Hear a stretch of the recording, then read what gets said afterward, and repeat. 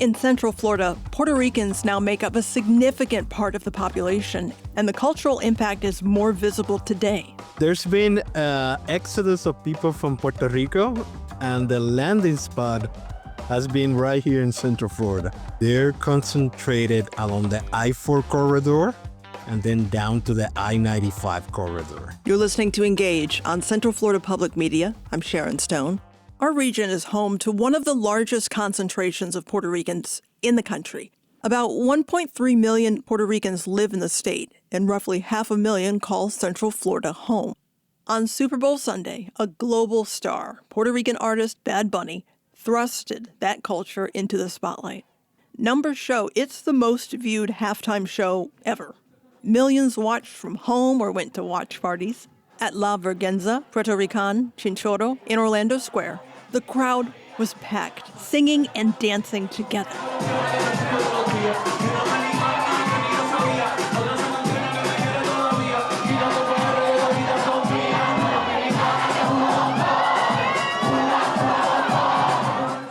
We came to celebrate and watch the game. Super Bowl, and I see Bad Bunny. It's not just a person that cares about the community, but he's a legend for us. It is really big for us, so he just had a whole concert in Puerto Rico that put us kind of more on the map because a lot of people didn't understand that we are U.S. citizens. So I think it's more like orgullo, how do you say, like a pride that we're like representing for Puerto Rico. Not everyone watched in the same way. Over at Made in Puerto Rico Lake Mary Social, every seat is full at the new restaurant that just opened 3 weeks ago, where Antonio Roman is the manager on duty. We felt like Lake Mary needed, a Latin place that was authentic to Puerto Ricans. And this is what we got. We have a packed house tonight, and, probably nothing but Puerto Ricans in here. They're here for the Benito Bowl watch party event. Benito is Bad Bunny's real name. I stopped by to explore why this moment matters so much to the community. Bruni Garcia is sitting at the bar with her two sisters, Damaris Beltran and Sarai Beltran. What does it mean to see Bad Bunny perform on the biggest stage? It's a remarkable thing to see because it's a part of our culture, and so many doors are opening for our culture, and it's just exciting. Do you ever notice Puerto Rican Spanish in his songs? Yes. What is it like to have that language reflected to a global audience? It is a beautiful thing because he knows where he comes from, and he's making that a part of his music. It makes me feel excited and happy, and that he's proud. That he's proud. And what's it like being here in a place called Made in Puerto Rico? It makes me feel like I am in Puerto Rico today, celebrating him because he is from Puerto Rico. I also met Nishali Baez over in the dining room. She's lived in Florida for about 12 years since moving from Puerto Rico. The halftime show was amazing. I loved watching it, and I loved watching Bad Bunny, of course. It was the best thing ever. We don't usually see a lot of us Puerto Ricans representing us in like something so big such as the Super Bowl. So that was once in a lifetime. It's clear that moments like the halftime show mean so much to so many people here. To better understand why, we're joined by Fernando Rivera, a sociology professor and director of the Puerto Rico Research Hub at UCF. People were already saying like, wow, a Puerto Rican artist is going to showcase Puerto Rican culture in one of the biggest stages in the world. So obviously for anybody, and picture yourself, whoever you are or where you come from, if you know somebody from the place that you know well and that you sort of associated with, to have that big of a platform, I think that was what a lot of people were looking for. And obviously he didn't disappoint in showing sort of the good, the bad, and the ugly about the Puerto Rican experience. I don't know if you paid close attention, but they were older dancers, younger dancers. There was a wedding. I mean, if you come from a Hispanic background, you have been forced to go to a wedding that you didn't want to attend, and you had to stay there for hours and hours. So that little kid slipping on top of the chairs, I think it resonated with a lot of people. But at the end of the day, bringing this joy of how this culture is showcased and finally being seen and heard in a positive light for most of people. What does it mean when a community sees itself reflected on a stage of that magnitude? Oh, it brings an absolute pride. And the fact that it was done in Spanish, I think also was refreshing in a sense that, we have had a lot of crossover artists. They were told like, hey, if you want to go to this market, you need to change certain things. And Back Bunny has been unapologetic of saying like, hey, I'm going to do what I do. Sometimes when you come into a new place and you're trying to merge in, you have to have this negotiation of aspects of your culture that you're going to leave behind and maybe the ones that you're going to pick up. And I think for the community, it was like, wow, look, this person can be himself, be part of that cultural pride without having to apologize of who he is. And I think that brought about a lot of pride for a lot of people. Puerto Rico's relationship with the U.S. is different than that of a state. Does that show up in moments like what we saw at the Super Bowl? Absolutely. The show was sort of a very quick rundown of contemporary history for Puerto Rico, right? It started in the sugar canes, right? Puerto Rico became a possession of the United States after the Hispanic American War in 1898. A lot of agricultural products were brought into the island. Puerto Rico was mostly an agricultural place from the beginning of the 1900s all the way to the 1940s when there was this process of industrialization, right? When the Commonwealth of Puerto Rico came in, and there was this governmental experiment after World War II of urbanizing Puerto Rico, right? Of because, making Puerto Rico this urban destination. And from sugar canes, all of a sudden you came into the urban setting that led to a lot of out-migration because they were trying to depopulate the island, and they landed in New York. And that was showcased in the halftime show when you had the little bodegas and you had the barber shop and you had the little corner store.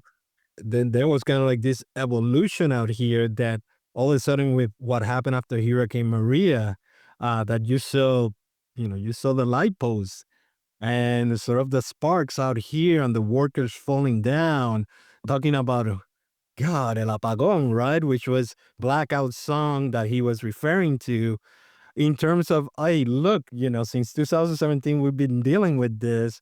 And it was part of, a generational neglect out here in terms of that.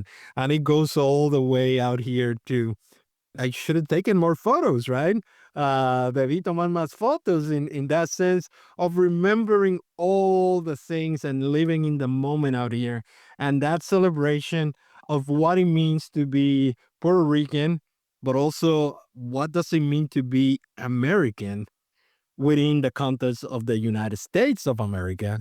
And then you saw sort of the reaffirmation that America is a continent, is not a country, right?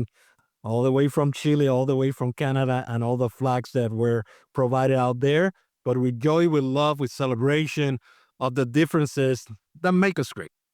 So you've been studying Puerto Rican movement to Central Florida for more than a decade now.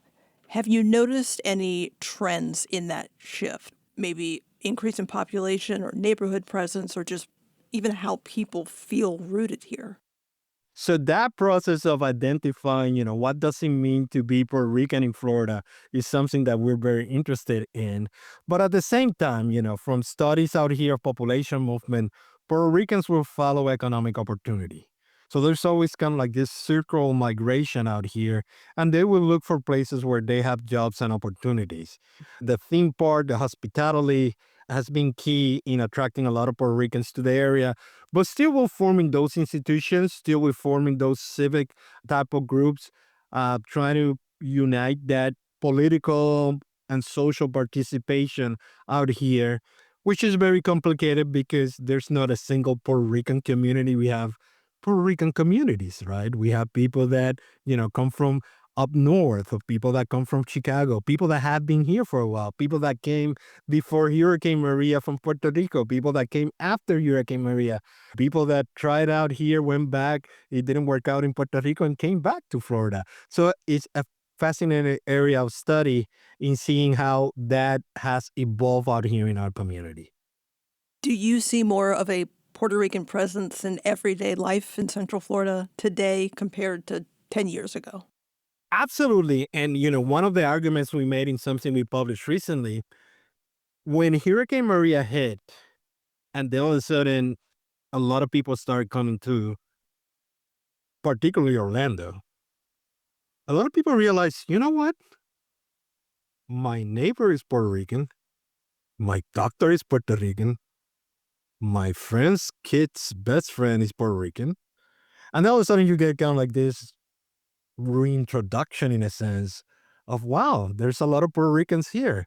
And then you see it in kind of like the festivals that are out there, the restaurants that are out there, and sort of the presence out there. And even locally, right? We have a lot of political representation. Maribel Cordero, Joana Lopez, Amy Bonilla. I dare you and the listeners, on your way home, see if you spot a Puerto Rican flag.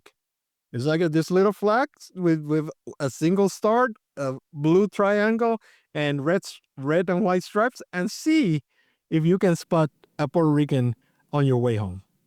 So, what's next in your research when you think about the future of the Puerto Rican community in Central Florida? What are you going to be watching?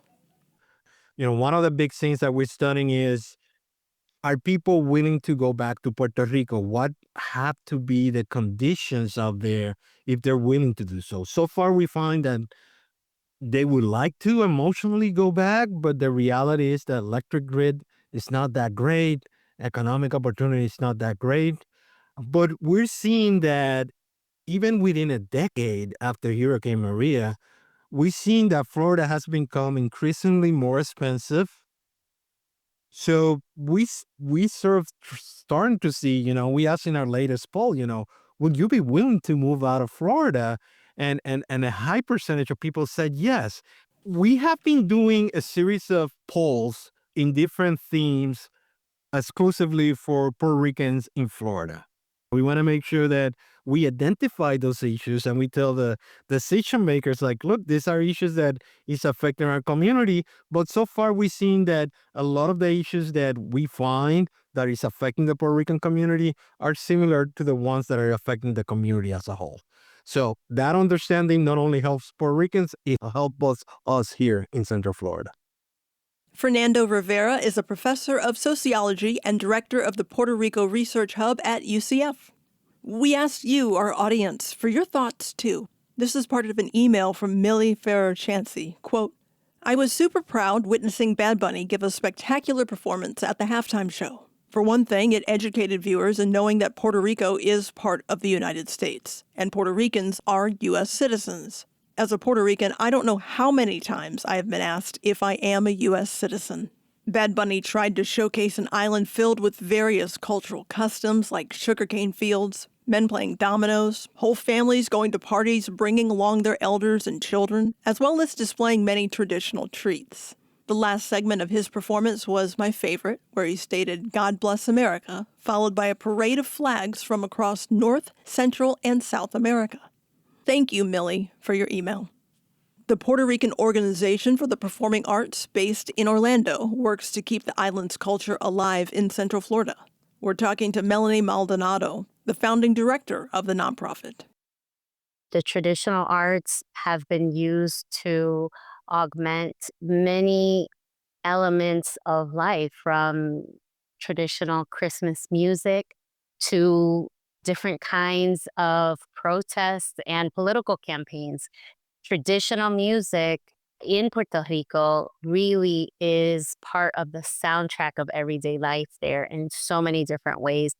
I'm thinking about commercial jingles to other kinds of consumer ways that people are engaged with traditional music through various forms of media. It's ever present. They're very knowledgeable about our traditional music.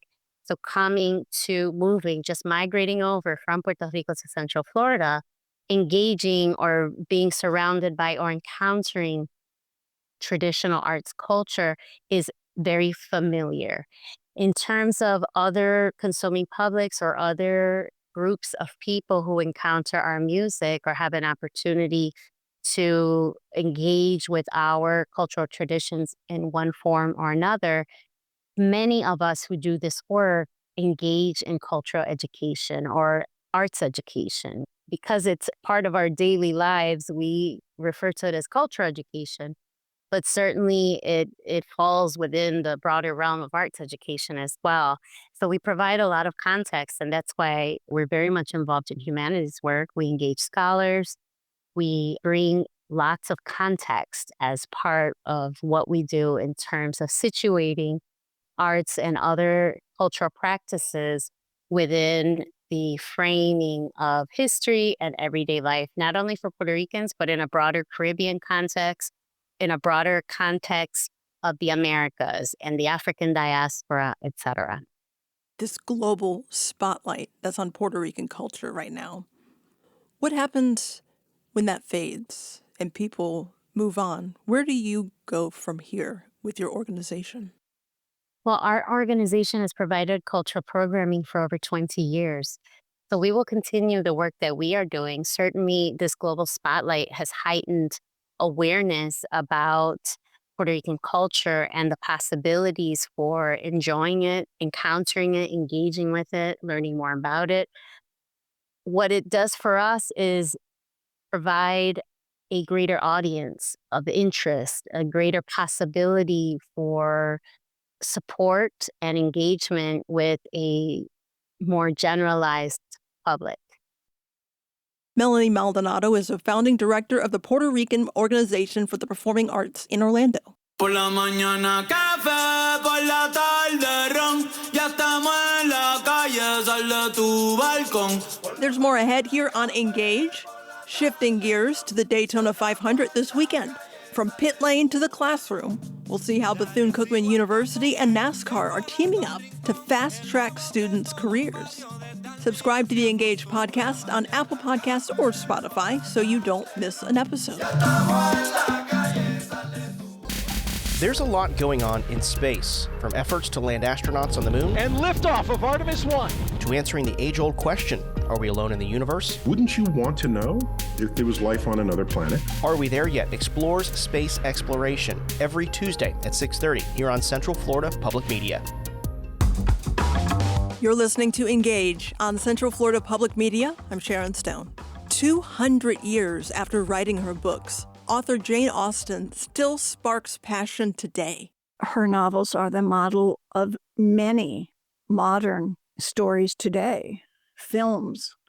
One of the common themes, for example, are a man and woman meet, they don't like each other, but through a series of events, at the end they get married. Coming up, we explore why and how her legacy lives on in Central Florida at the Jane Austen Festival this weekend in Mount Dora. First, more than 100,000 fans will be at the World Center of Racing for Sunday's sold-out Daytona 500. Just a couple of miles away from Daytona International Speedway, students at Bethune-Cookman University are revved up for the NASCAR Campus Lab program. Over 12 weeks, participants get a behind-the-scenes look at careers across the industry. They gain hands-on experience in marketing and budgeting, while also receiving resume and interview coaching. Bethune-Cookman University President Albert Mosley and instructor Dwayne Moore explain what this partnership between an HBCU and NASCAR means for students and the Central Florida community. First, you'll hear from BCU junior Michael Ogmala, who is a finance accounting major and a member of the 2025 cohort. What was your perception of NASCAR growing up? My perception of NASCAR is just like cars running about, nothing really deep about it. But my cousin, who lives in Chicago, is like a big NASCAR fan because apparently NASCAR is big in Chicago. They have like the city drag races and stuff like that. So she tells me about the whole NASCAR thingy, and I was just like, oh, maybe I should really look into it. Then boom, the opportunity to like join a cohort for like the NASCAR Campus Lab came, and I got to know deeply about the whole program. But growing up, I wasn't really deep into NASCAR. I just knew it on the surface. What made you say yes to this program? So what made me say yes to the program was when they had the whole campus activation event on campus back in fall 2024. And then I was a freshman. So I went to the quad to see how the whole activation went. And I saw some of my friends that I just newly made be in like the cohort. So I asked two of them about how the whole program was. Then 2 weeks after, at the business professional seminar, we had people from NASCAR come to speak to us about the whole program and the whole career like in NASCAR and stuff like that. Then I was like, oh, this looks interesting.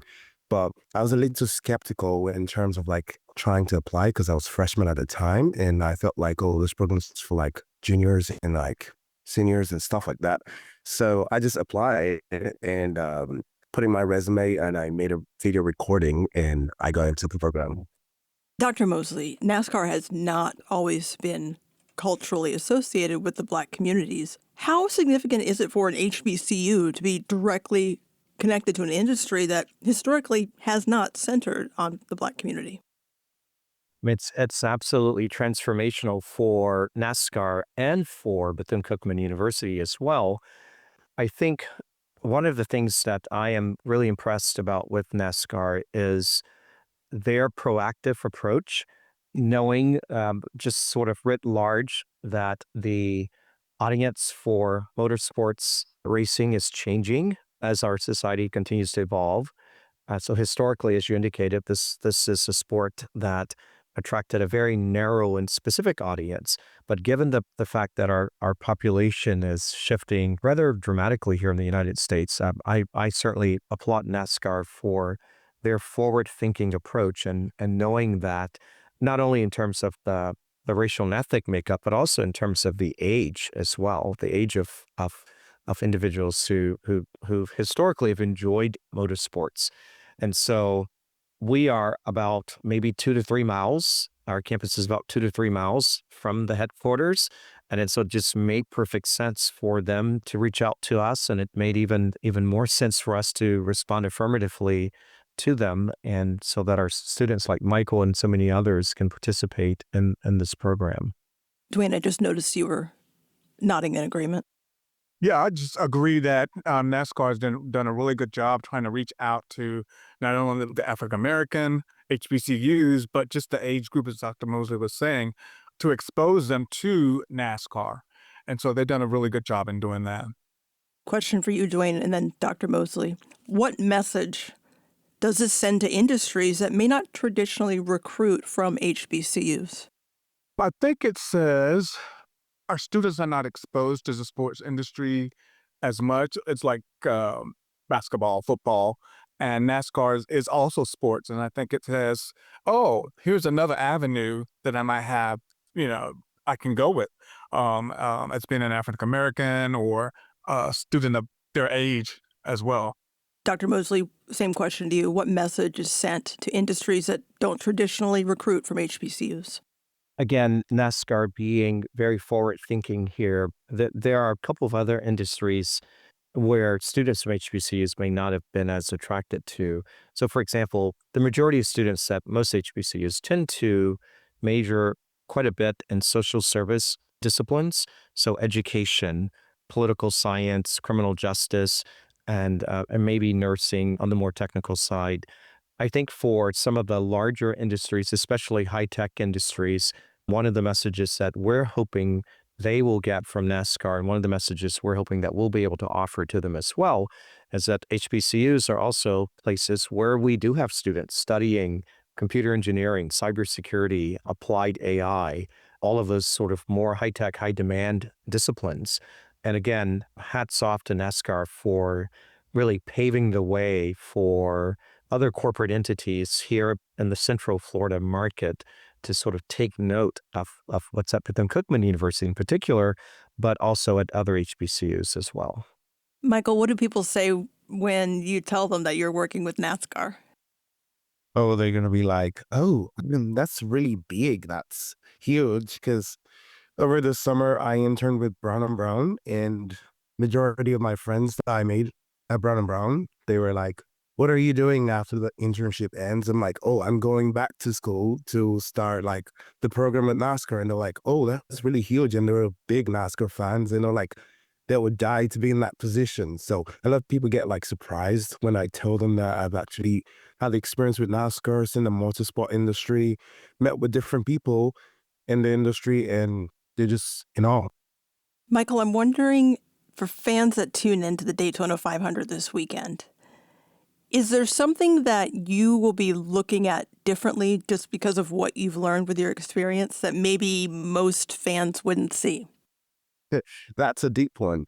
So during the whole program, we got to see the Coke Zero Sugar 400, where we saw the Xfinity race and we saw the Cup Series, and we got to like see deep into how the whole like technicals are, how the whole broadcasting is, how the whole thing is, how the cars are made, how the cars don't really have like headlights, just make the cars lights out and stuff like that. I think it's going to give me like a deeper insight into how the cars are actually moving, what's really going on in the heads of the drivers and the whole team, because they're like in right communication with their team and telling them, oh, you move this way, you move that way, you move this way, and all of that. And how like, the pit stop crew like work together to like change the things and work really fast. I think I'm going to be like viewing those things like in deep insights. And before like the whole program, I didn't really know that you were meant to like choose a driver to like really root for. I just thought you just watching a bunch of cars just go around in circles and stuff like that. So moving on, I already know that I'm going to be picking someone that I'm like going to be rooting for. Then just wishing them like luck and like always rooting for them. That gives you like the spirit, that raises your spirit. Like you're rooting for this person, you want the person to win. You're like going head to head with your friend who's rooting for another driver. So I feel like that's another thing that'll be a different perspective in which I'll be like looking at the Daytona 500 when it's coming. So, Dr. Mosley, listening to Michael talk, what does it mean for BCU students not just to be attending races, but potentially shaping the future? It's a wonderful thing. Michael mentioned one of his other internship experiences. I had a chance to meet him actually at Brown and Brown this past summer. And the unique thing for us, and I think this is really where it matters most for our students. So, and in most of these industries, while NASCAR in particular, we think it's racing, it's motorsports. But behind the scenes, there are so many other disciplines that are required. So there are HR professionals, there are finance professionals, you've got individuals who've got to do marketing and all of those sorts of things. And so there are just so many different avenues where our students have the potential to gain employment for the future. And what the Campus Labs program does in particular is that it gives our students the necessary experience and a window into what some of those opportunities may be. For example, when they do the activation here on campus, they'll bring a car and the car is parked in our quad and everybody sees the car and they all get excited about that. And I think that, one of the things I like to remind our students is that while you may not participate directly in what's happening with the car, there are so many other components that make that possible. So they need people in their finance office, their payroll office. They need people in the HR office. They need people in the marketing and communications office. They need students in all of these different areas. And this just opens an entirely new and different window of opportunities for our students. Dwayne, if a young Black student in Central Florida is watching the Daytona 500 this weekend and doesn't think motorsports is for them, what would you tell them? What would I tell them? Watch our students' activation. If there's a link to our student activation for NASCAR, they will see real world experience from students or young women and men that are their age. And I got to see these students start from the bottom all the way up to the activation. And it was very, very real world experience for them. And our students are, accounting majors, our business majors. They got concentrations in hospitality, different things. So I think watch our activation and they'll see NASCAR. Albert Mosley is president of Bethune-Cookman University. Dwayne Moore is an instructor and corporate partnership coordinator. And Michael Ogmala is a junior at BCU and participant in the NASCAR Campus Lab program.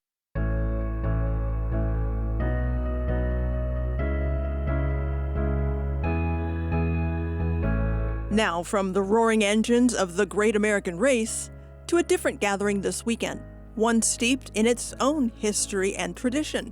Jane Austen continues to captivate fans centuries later, and that passion is on display this weekend in Mount Dora. You're listening to Engage on Central Florida Public Media. The Wrap is a podcast from Central Florida Public Media, curating the top Central Florida news stories and in-depth reporting each week. Join me, Brendan Byrne, as I bring you news headlines, deep reporting dives, and insightful conversations from the news team. A new episode of The Wrap every Friday morning. Get it wherever you get your podcasts. You're listening to Engage on Central Florida Public Media. I'm Sharon Stone. The Regency period marks an era in British history that extends from the 1790s through the late 1830s, the reigns of the Georges, third and fourth. It was a time marked by refinement and culture, but also very distinct and unequal class divisions. These characteristics of the era are the hallmarks of the literature of Jane Austen, one of the period's most predominant authors. Novels like Sense and Sensibility, Pride and Prejudice, and Emma examine relationships in society, usually through the perspective of women constrained by the societal norms of the time. A celebration of Britain's Regency period will be on display beginning tomorrow as the 3-day Jane Austen Festival kicks off at various venues throughout downtown Mount Dora. In addition to discussions about the author's works and legacy, there will be events reflective of the period, a lawn bowling workshop, a perfume-making symposium, and 18th century hairdo classes are all on the schedule. And of course, attendees are encouraged to dress to party like it's $17.99, though Regency attire is not required. Mount Dora resident Margaret Anderson created the Jane Austen Festival and is the current president of the event. She spoke with Engage about the weekend and began the conversation by talking about her connection to Jane Austen. My mother read various novels to my sister and I, usually a chapter a night, and she read a lot of Jane Austen to us. We were 8 and 10, I'm the oldest, and she was reading Sense and Sensibility and came upon the phrase, "I will be calm, I am mistress of myself." And I stopped her right there and said, "What does that mean?" And she said, "Well, you are in charge of yourself. You're in charge of your emotions, whether it be anger or joy. You're in charge of ideas. You're in charge of yourself." And one night about 8 years ago, I had a dream about my mother. And I woke up and I was thinking of that instance. And I thought, I need to introduce people to my favorite author, Jane Austen. And so, with a few friends, and also with the help of the Mount Dora Community Trust, I had this concept about having a festival around Jane, bringing in some educated Jane Austen experts, having a Regency experience. Our tagline is "A foot in the 21st century and a toe in the Regency era." We have a 3-day festival. It started out a 1-day festival, and then it was a 2-day festival. Now it's a 3-day festival. We have close to 400 people attending from all over the country. This event isn't being held at a convention center. The Jane Austen Fest's really incorporated into the community of Mount Dora. When I first started, I got a lot of feed in from council members and other people in the community that this is exactly what Mount Dora needs. We are known as a city of festivals, but sometimes closing down the streets and putting up tents and wanting people to come by and buy things is not my concept of a festival. And so we, for example, have a trivia hunt. and we put questions in the shops downtown, which brings our people into the shops. Hopefully they'll buy something there and answer the questions. The questions could be something like, who is Jane's sister? And they fill in the blank and so on. And eventually, when it's all filled in, they'll put it in a box and we draw names and give prizes. You also have scholarships for women. Can you talk to me about how those work and the opportunity there? Absolutely. That's what we're all about, is scholarships for women. Our scholarships are for women who are going to study history, literature, writing, or fashion. We think Jane would have liked those 4 subjects. Last year, a wonderful young woman from the Claremont area won our scholarship, and she brought to me an impeccably made dress from the Regency era, a corset, and a bonnet, beautifully made, and then wrote a paper. And one of the things that she said in the paper was, I didn't put a zipper in the back because zippers weren't created yet. So we just thought, this is the scholarship winner. And she's going to school up in Tallahassee. What would you tell someone who has never been to this festival to try and convince them to go? I would first ask them if they know who Jane Austen is. When I first started this, I had someone from Mount Dora said, oh, what did she do in Mount Dora?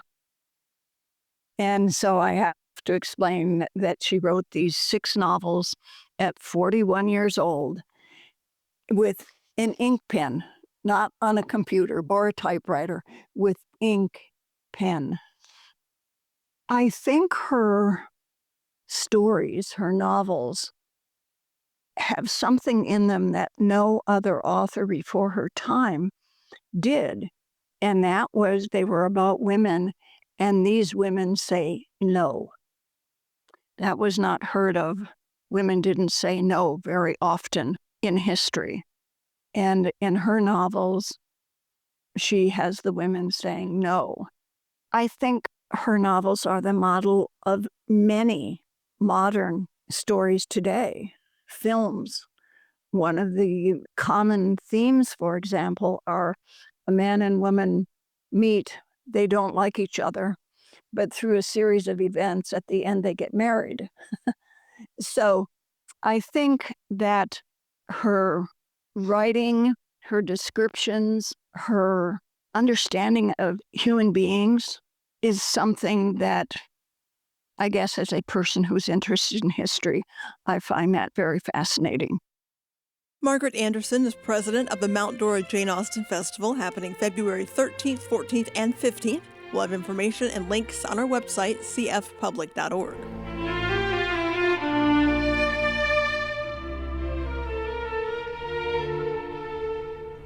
That's all for today's edition of Engage. We need your help shaping the conversation for an upcoming episode. When you go grocery shopping now, what's harder to afford? Tell us about what you're buying less of or leaving on the shelf altogether. Send an email to engage@cfpublic.org or send us a talkback on the Central Florida Public Media app. I'm Sharon Stone. Thank you for the company. NPR News is next.